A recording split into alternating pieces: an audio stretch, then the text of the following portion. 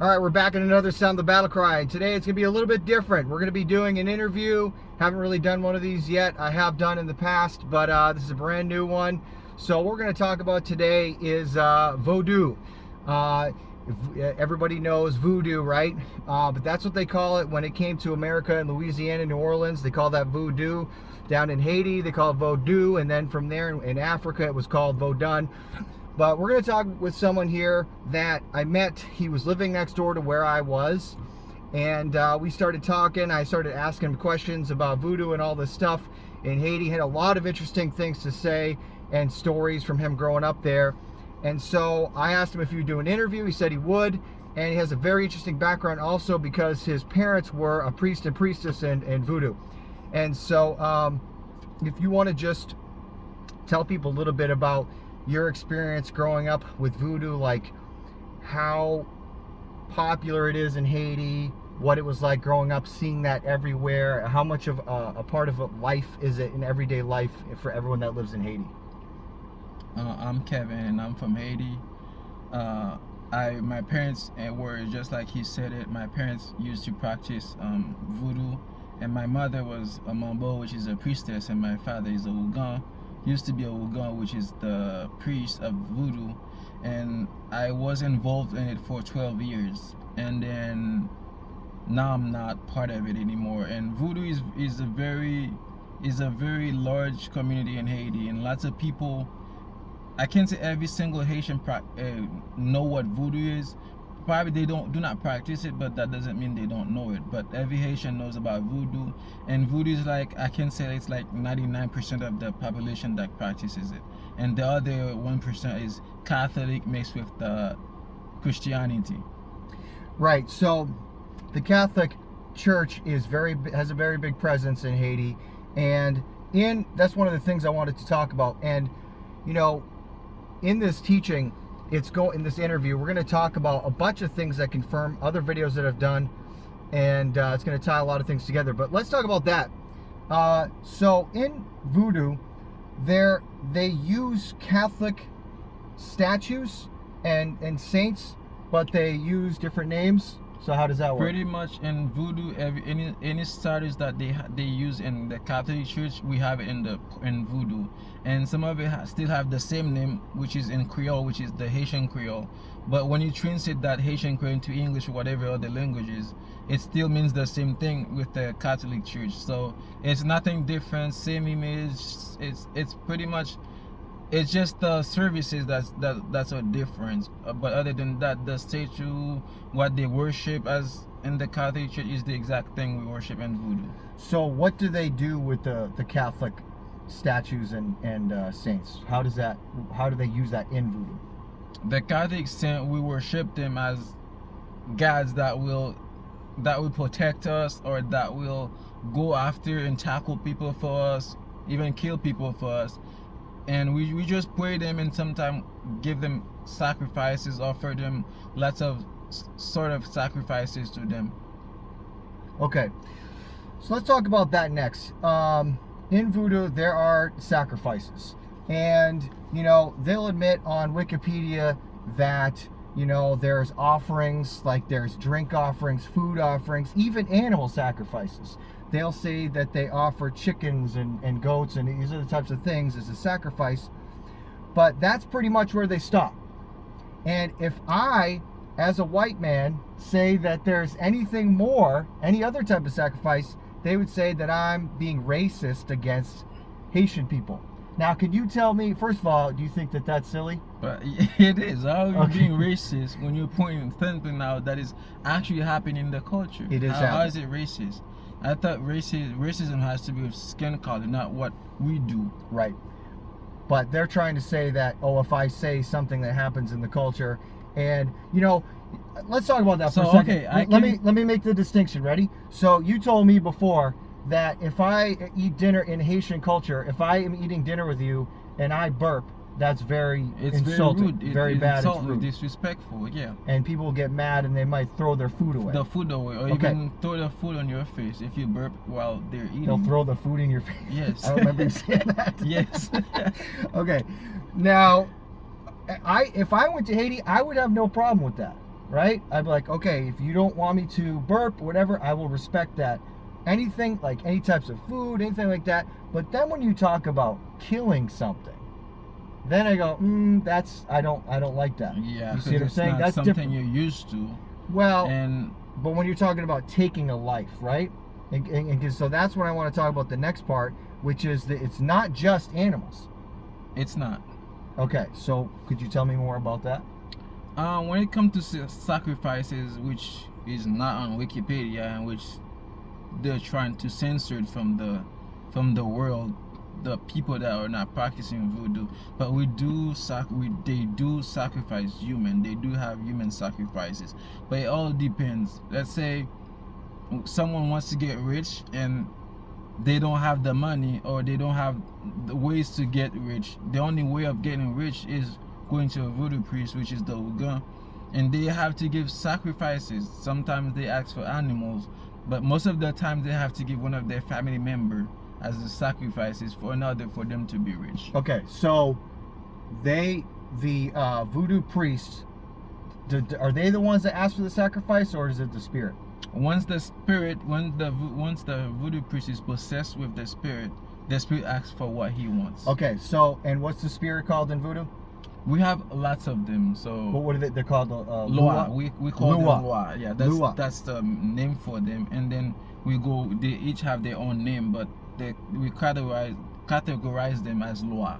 Okay, so when the voodoo priest is possessed with the Lua, then the Lua asks for a sacrifice, right? Yes, depends on what you ask the Loa to do for you, which is the spirits to do for you. Yeah. And then they'll go from there. So on what they want in order to do what you want them to do for you. So sometimes though, if you want money, they'll ask for a human sacrifice of your family. Most of the time, if you want money, nice cars, nice houses, just a very happy life, then you'll have to give one of your kids, mother, son, or whatever. And people but will do that. it has to be a human. Yeah, people You know do that people have done that. People have done that. Now, you have seen this happen one time? I've witnessed it. Yes, you have I witnessed have, this. I have. Could you tell us about that?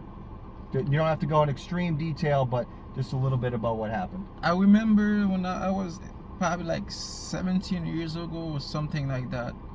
I was there, and there were voodoo ritual that was going on, and there was a woman there. I don't know what she was there for, but she gave her kids away as a sacrifice, and I watched them. This is not something people told me, or this is not stories I've heard, but something I've witnessed, that as soon as she gave the baby to the priestess, which is the mambo, and the priestess threw the baby in the fire pit, and the baby started yelling and everything, and it was just unnatural. Really bad. Yeah, very bad. See, that's what I was talking about when I was saying, if there's a culture in another country, right, and they have different customs with the way they eat food, or burping, or all this other type of stuff, that's fine. But when you talk about throwing a baby in a fire, and that's why I say no, you can't do that. And it's something I've witnessed. It's not stories I've heard. It's I was there when it happened. You were there when it happened. You saw it, so this is a fact. Physically, I was there when it happened.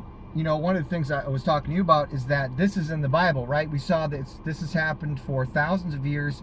You know, human sacrifice, infant sacrifice, and in the Bible, when they worship Moloch, they would do the same thing. They would throw babies in fire. So and then play drums to hide the sounds, right? Exactly. They play drums to hide the sound, and so this has been going on for thousands of years. But here's the thing: one of the reasons I'm doing this is people think this doesn't happen today.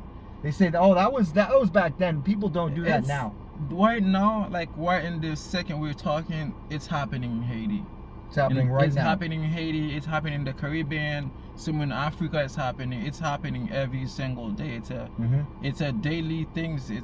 It's what people do to get rich in the third world countries. What else would they do a sacrifice for besides money?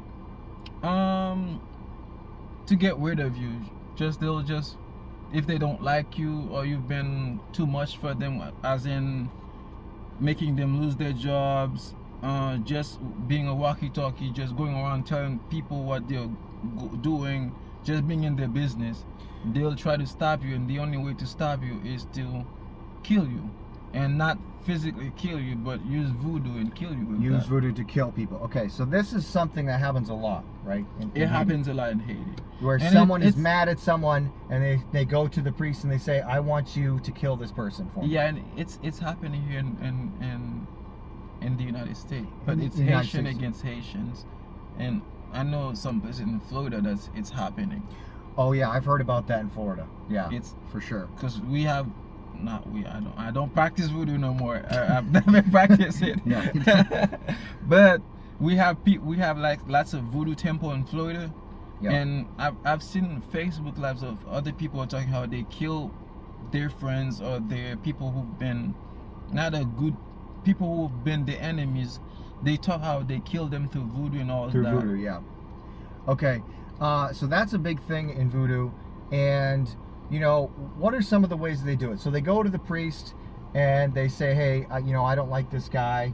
Now, what are some of the things that the voodoo priest does? We were talking about how they have the objects that they bury. You were talking about that? Yeah. And the voodoo, it's all depends. Sometimes they go to the voodoo priest and then with the pictures of the person they wanna do the wrong to, their names, and if they don't have their names, they just give the names. And in Haiti, if someone's trying to kill you through voodoo, they don't know your name, everybody's Joseph. If we don't know your name, we just call you say Joseph. Joseph? Yes, Do you know why that is? I don't know why they do that, but Okay. if they So don't it's know not, your name, it's not good to be named Joseph in Haiti. I assume it's not. Because if Okay. they don't know your real name, you just Yeah. go by Joseph. Yeah. And if they have your pictures, even better. And then Okay. with that pictures, and depends on how the person wants to kill you. Okay. So what do they do with the burying the objects in the ground? How do they do that? They're burying the objects in the ground. It's a whole bunch of animal bloods, liquids, and sometimes they put some sort of powder, and it's usually in glass bottle. Okay. And when they do that, if it's either good for them or bad for the other parties. Okay. Sometimes if you have a business and your business is running real good, and there's another one right besides you and they're not doing good, Mm-hmm. and out of jealousy, out of anger, the ones that's not doing good definitely going to see a voodoo priest, and then go to see a voodoo priest and then pay the voodoo priest so that the voodoo priest can do that mixture of things, Mm-hmm. which is part of the voodoo. And then they wait nighttime or whenever you close, whenever nobody's watching them, when no one's around, right? when no one's around, and then in the entrance of your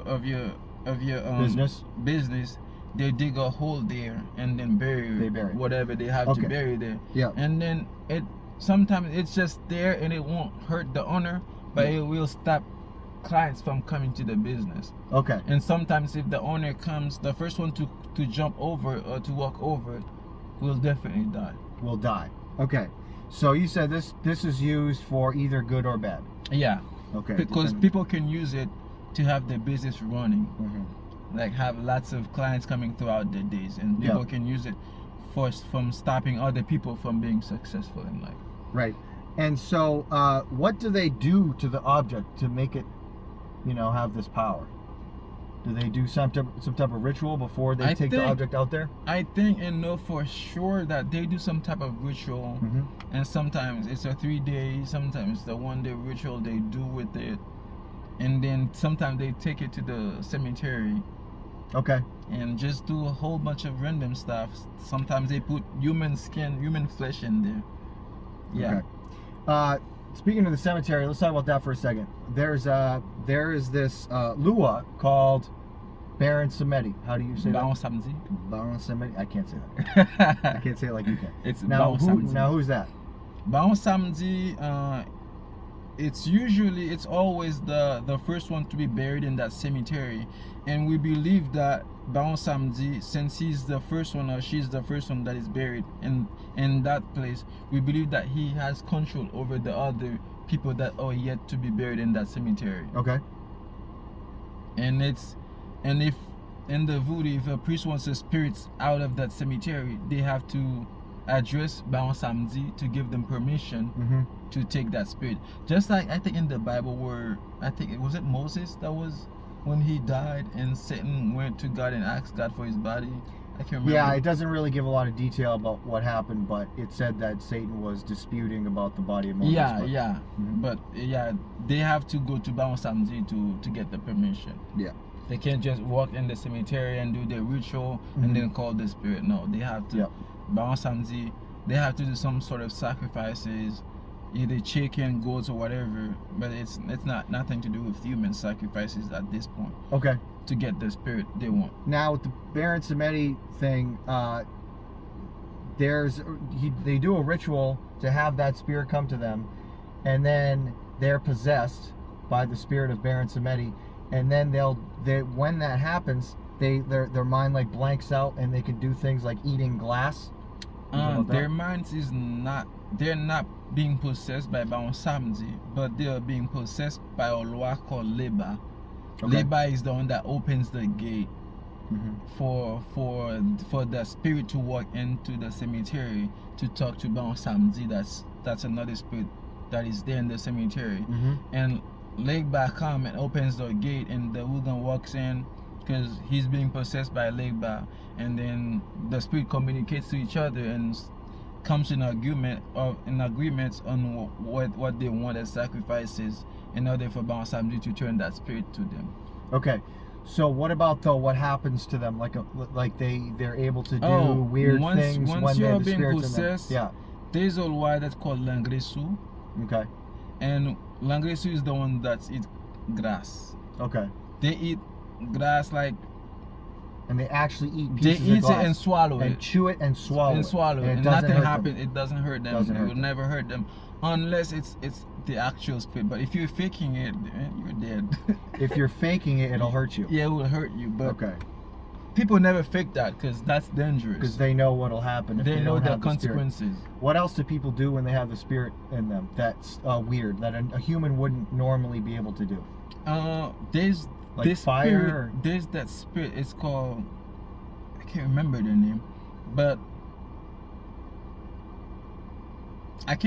name, but when that person is being possessed by the spirit wants blood. Yeah. And the spirit wants human blood. Right. So whoever is in the crowd Mhm. in the Voodoo temple, Mhm. close enough to whoever is being possessed by the spirit, it Yeah. will get stabbed with a knife. They'll just kill him No, will get stabbed in Oh, the just hand stab. or just to get blood. just to drink. take blood from, and To then drink. they drink blood. They drink your blood Okay. like a vampire. So is drinking blood part of voodoo? A big part of it. It's a big part. It's a big part of it? It's a big part of it. Yeah, drinking blood. Okay. Sometimes human blood, animal blood. Sometimes they just hold a live chicken, Mhm. and then bite the neck or wherever they can get the blood faster and drink the blood. That's racist. Can't say that. It's not racist. Okay. So why do they drink the blood? They believe the life in animals or of any living thing, the life is in the blood. Like the And Bible they says, the life of the flesh is in the blood. Is in the blood. But the And- Bible says don't drink blood. Yes. So, but they drink it because they believe that. they Yeah. believe that as soon as they drink the blood, Yeah. more power they will have. Yeah. And drinking the blood to them will stop them from being sick. Oh, okay. That's And what getting they- older. Getting older, yes. Yeah, That's what they try to believe. stay young. Yeah. Okay. Okay. So there's that. Now I want to talk about the drums too. Now, how important are drums to voodoo?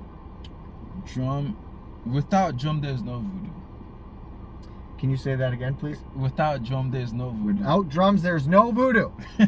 Okay. So how do they use the drums? Because how do you call in voodoo if you don't have drums? No spirit's gonna show up because you use the drum to attract them, to call them, to say this is your temple, this is where we want you.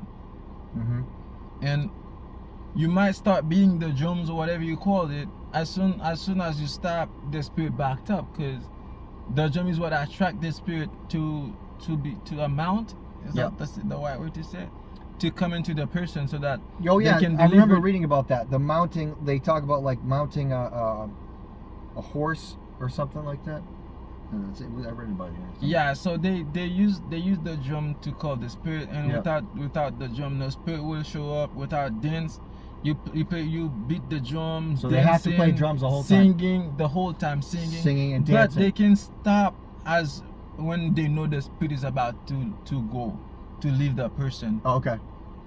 And so, what's that ritual called when they do all that come together and they play drums? It's called dance. It's called Dance. dance. Dance is, it doesn't have nothing to do with the Uga, but somewhat it does, because he's the one that's kind of the boss of the voodoo. And Unga is the voodoo priest. It's a Yeah. voodoo priest, Yeah. and let's say someone that, I'm not gonna say me, but let's say someone who practices voodoo.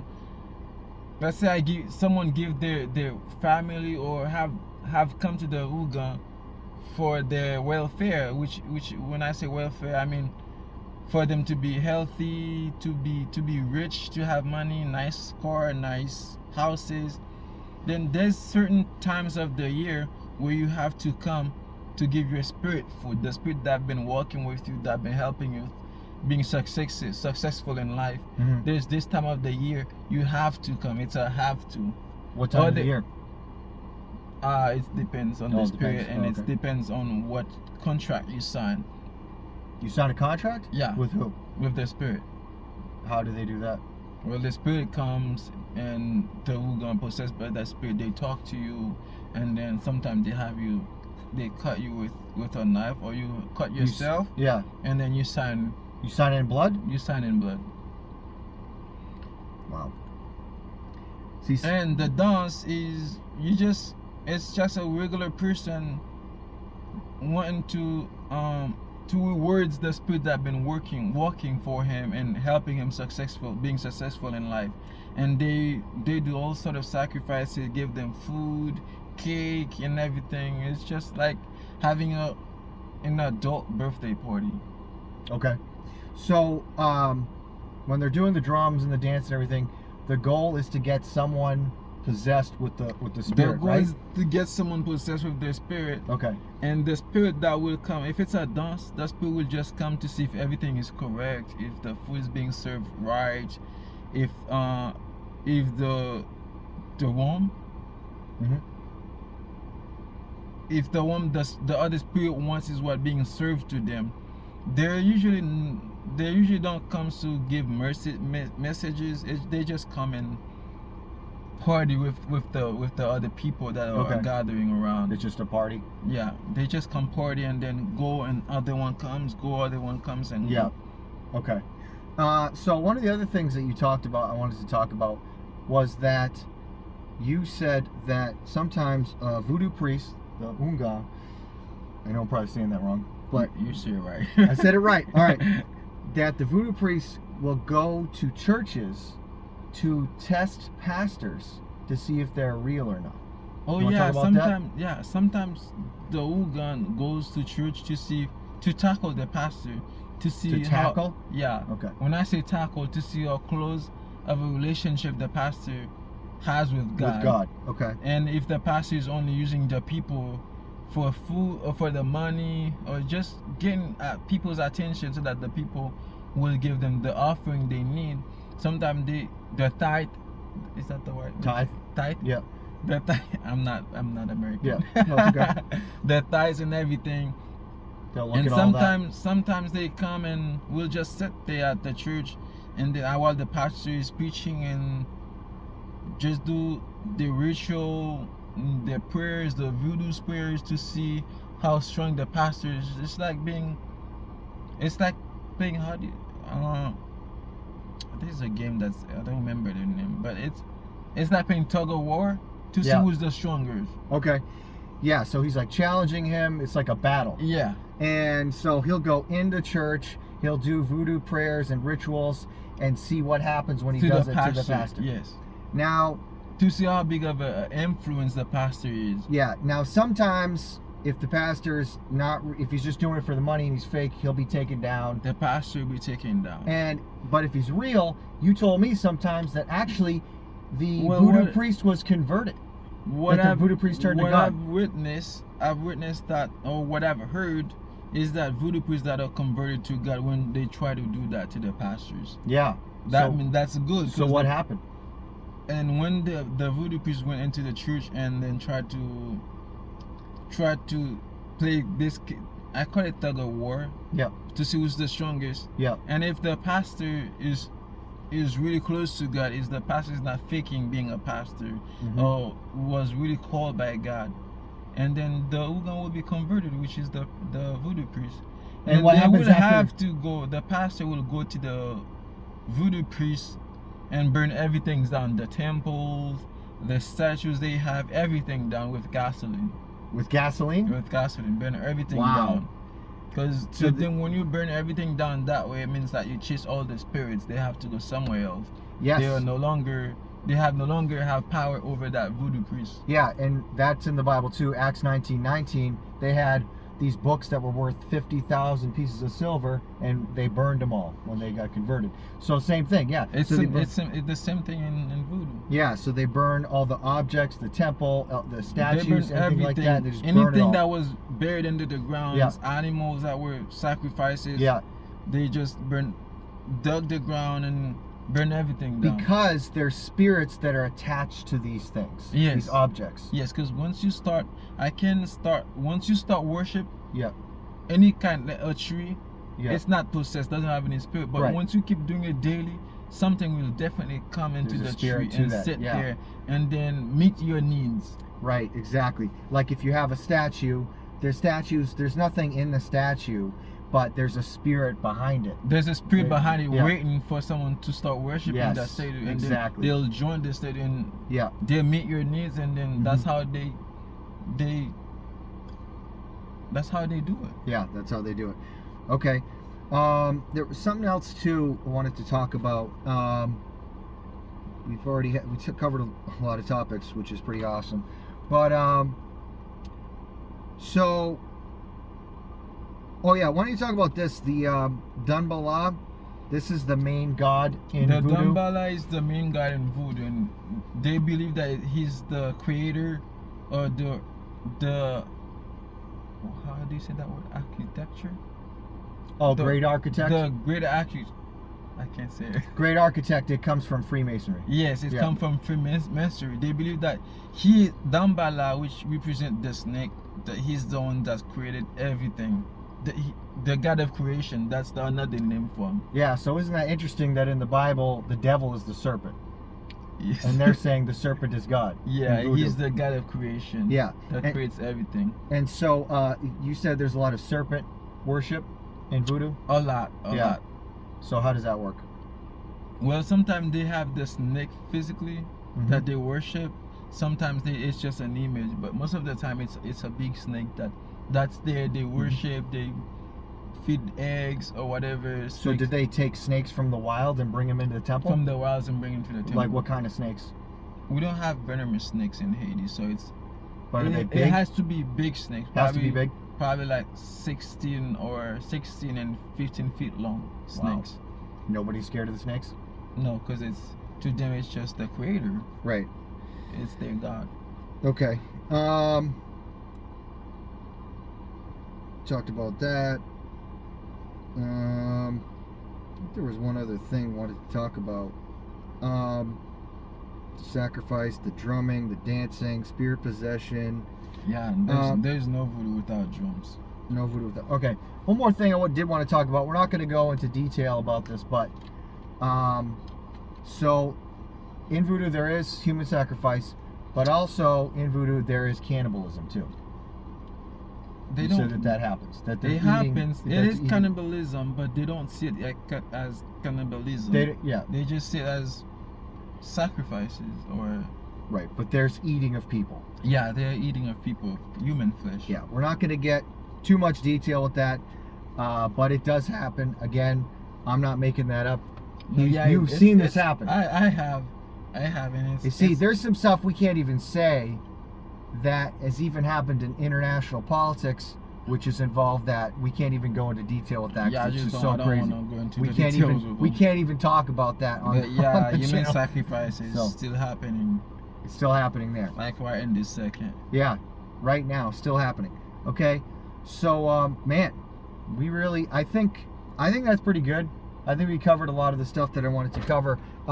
You know, because the bottom line is, a lot of people deny, you know, even people that are Christians, they'll read the Bible and they say, oh yeah, this stuff happened thousands of years ago. They sacrificed humans and they had spirits and all this stuff. Are they being brainwashed?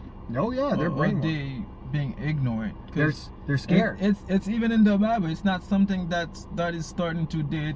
It's been happening many years ago. It's not.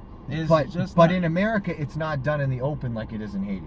It won't be done in the open in America, but in Haiti, it's something that everybody can see. Everybody can see. It's something you walk to. And I remember this one time. There was this Ougan that was dead. Mm-hmm. They killed them, and then they tried to go to Baon Samedi, which is the spirit of the cemetery in Haiti, and they tried to get the spirit. That same night he was buried, they couldn't get the spirit. So they dug the body out of that casket and eat the flesh. And in the morning, you can see the rest of the flesh on the streets. Yeah, we're gonna stop there. Though. We don't want more details. That's what happens when you start talking with them about this stuff.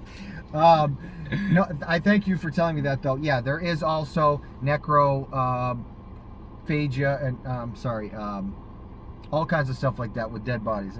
It's very graphic, very gross, but it happens. People ain't gonna talk about it, and if you're not Haitian, it's hard to believe because people don't want to believe it. Haitian voodoo is the strongest, and we do the most. They do the most in Haitian voodoo, and even it's not act. Is it actually? I can say it's actually our culture because we were brought from Africa, but we're the only nation that do certain things that other nation can't do. When I say other nation, I mean other nation that practice voodoo. Our voodoo is beyond their imagination. Our voodoo is beyond the wall. It's stronger, and the reason it's stronger is because of the sacrifices. Because of the sacrifices, people are just willing to do whatever. Yeah, they're willing to do whatever. Yeah, to get the power. They don't scared of taking risk in voodoo. Even if they know it might not work, they just do it, and it's always work. Yeah. Hard to believe, because it's hard to believe things if you have not lived them.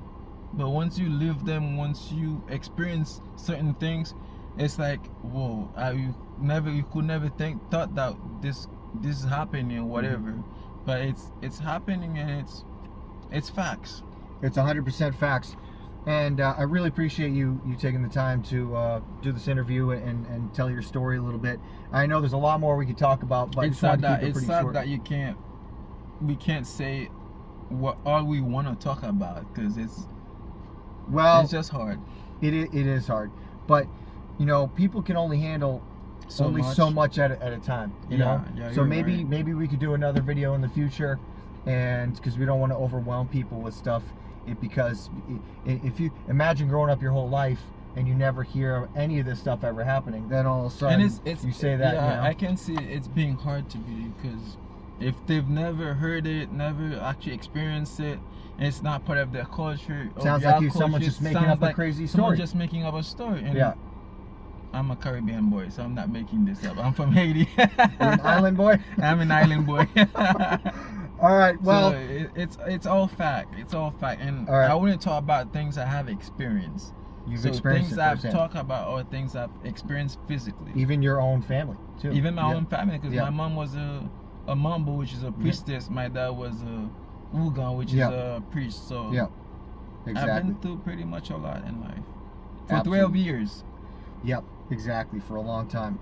All right, well, I think that's going to be pretty much it for now. We're going to stop there. Like I said, really appreciate you doing this. Anytime. And so, yeah, guys, just wanted to show you that, you know, this stuff is 100% real. There's still sacrifice, and also the drums are very much important to voodoo when it comes to magic. No voodoo without drum. If there's no drum in the world, then that's the end of voodoo. You have to have drums if you want voodoo. So that's very important. I did videos on that. Go back and watch that, my video about drums and all these other types of topics. So, but also, the last thing I wanted to say is it's also very encouraging to hear that when the voodoo priests were doing the tug of war with the pastors, that sometimes they would get converted and turn to God. The Ougan would get converted. But I haven't heard stories or experience of pastors failing Yeah. or being taken down Yeah. because they weren't so close with God. I haven't heard it. But just hearing that a voodoo priest getting converted is encouraging. That's yeah, good it to is. hear. It is. That's nice. Sometimes it's just like it happens in the Bible too. When Saul, what was his name at first? Paul the Apostle. Yep. He was attacking Christian, and then Jesus stopped him to the road of Damascus, right? Yes. And then he wrote most of the New Testament. Yep. Exactly. Yep. So from nothing to something. It's God very encouraging. He's there. Yeah, and so it doesn't matter how far you think someone is. Oh man, they're into stuff that's too dark. They can't be reached, but they can. Yeah. Okay. Exactly. All right. Well, And thanks, like guys. Nobody's beyond repentance. Nobody's beyond repentance. That's a good way to end it. Thank you, guys. Appreciate it. Please like, share, subscribe, and comment. Pay attention for the next videos coming up on Sunday. And appreciate you watching. God bless you. Have a good day.